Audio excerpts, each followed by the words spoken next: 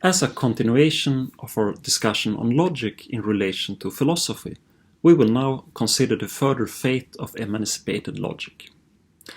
Logic emancipated from philosophy becomes a frozen structural picture of the thinking in a certain segment without access to the source of philosophical creativity. And logic closed in itself in relation to philosophy can be likened to the current position of Latin language in relation to modern Romanic languages. In addition, as those modern languages developed in a deeper form than that in which the Latin language developed, the origins of philosophical thinking are found in the common soil in which logic as such developed. Not only in understanding, but also in the epistemological sense, meaning is the general all-encompassing sound from which all natural ramifications sprouted. Logic can either be sought in its very source, as in the case when logic is still philosophy, or among the remaining branches of philosophy, that is, when logic is distinguished as a separate non-philosophical science.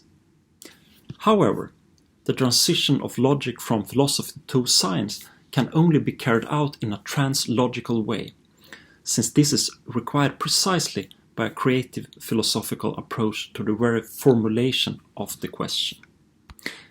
And logic can only form a structural standard for testing propositions as an answer to prefabricated questions, but cannot answer such kind of questions or even formulate the questions as such.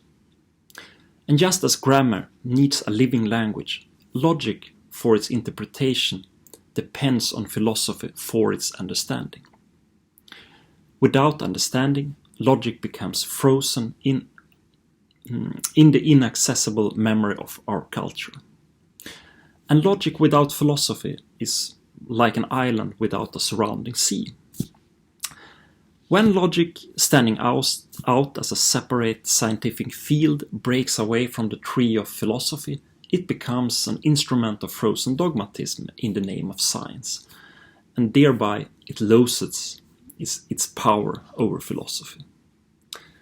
Since positivism, including logical positivism and analytic philosophy, which is closely related to positivism, are not based on faith in the creative potential of philosophy, they tend to consider the structure of rational propositions in accordance with logical principles as the only legitimate activity of philosophy, which is tantamount to transforming philosophy into a prelude of logic. Thus, positivism and analytic philosophy, by virtue of their own logic, are reduced to comments on logic, the relationship with which positivism and analytic philosophy must account for. But the question remains, could that really be called philosophy?